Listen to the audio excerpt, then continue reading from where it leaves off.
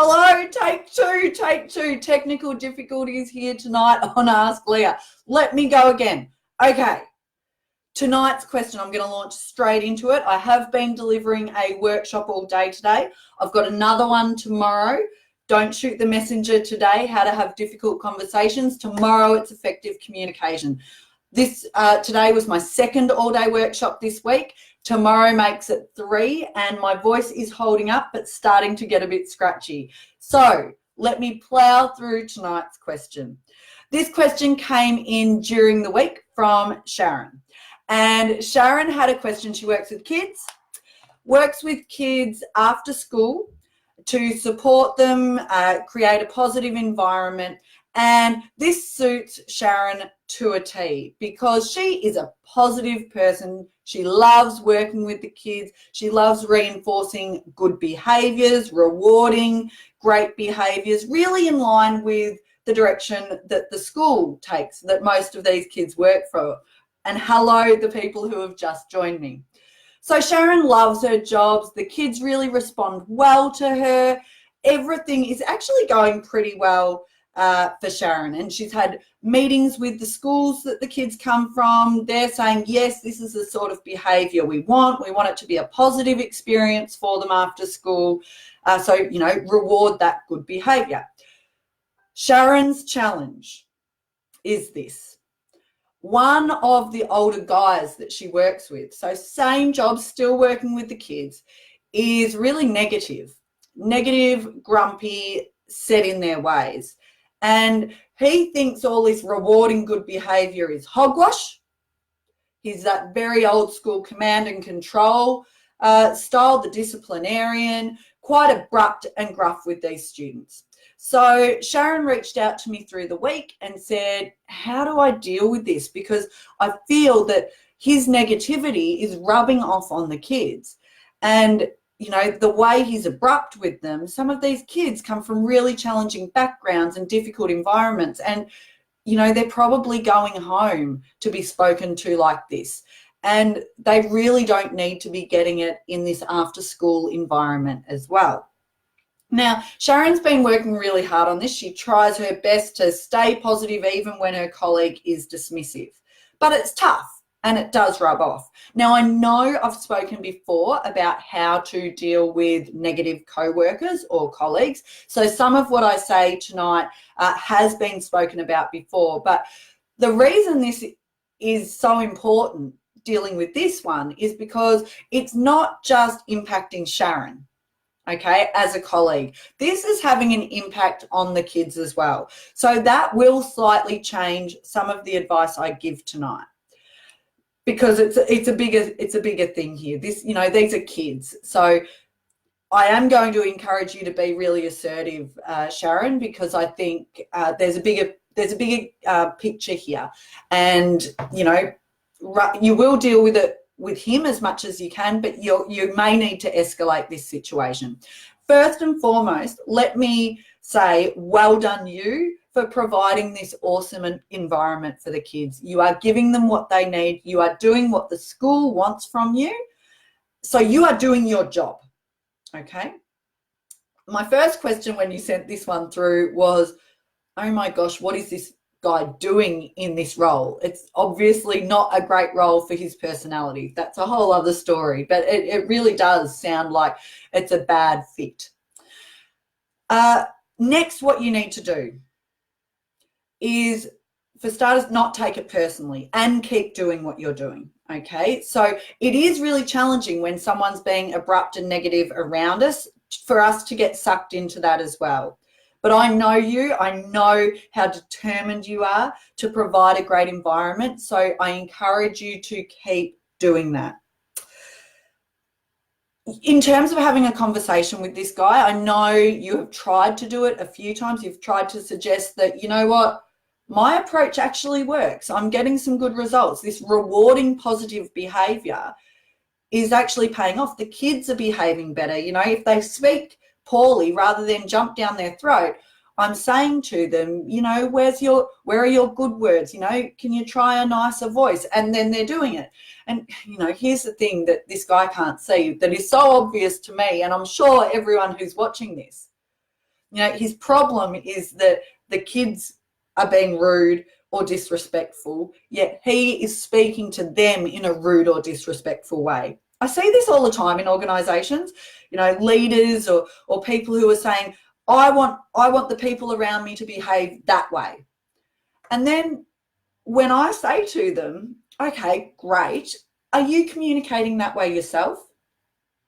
Oftentimes that stumps us and we go, oh my goodness, maybe I'm not.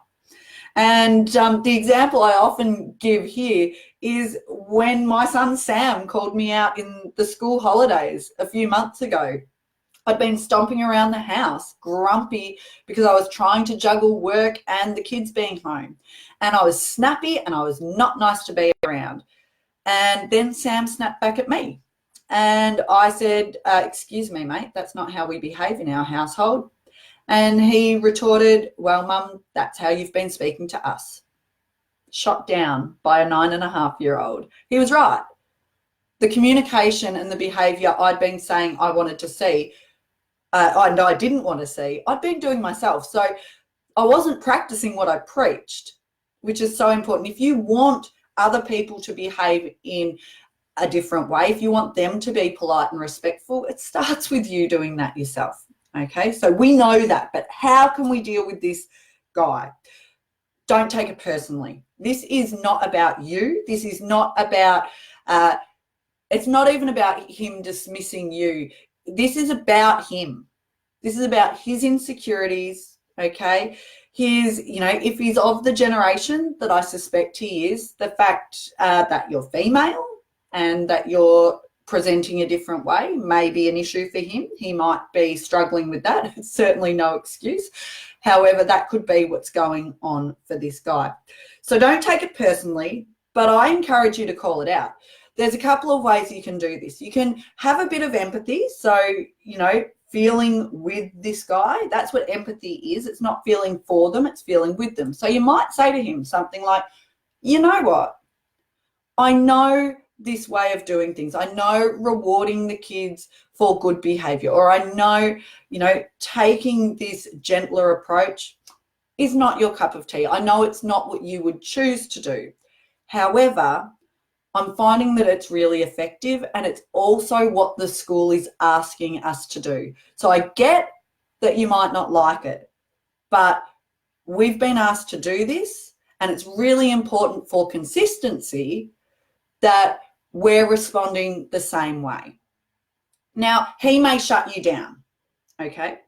Now, if he shuts you down, I would call it out again calmly. If he does it, I would say to him, you know what? Speaking in that way, it's really not appropriate. Our role is to create a positive experience for these kids. So start with the empathy, but then call it out calmly. It's really important. I know you're getting frustrated. I know you are getting a bit emotion driven because this has been going on for a while, but it is so important for you to stay really calm. And then in this situation, when there are kids involved, you keep doing what you're doing, try calling him out. Chances are, because you've done this a few times, he's not going to change. You need to take it further. You do. You need to go to the school or go to whoever your manager is.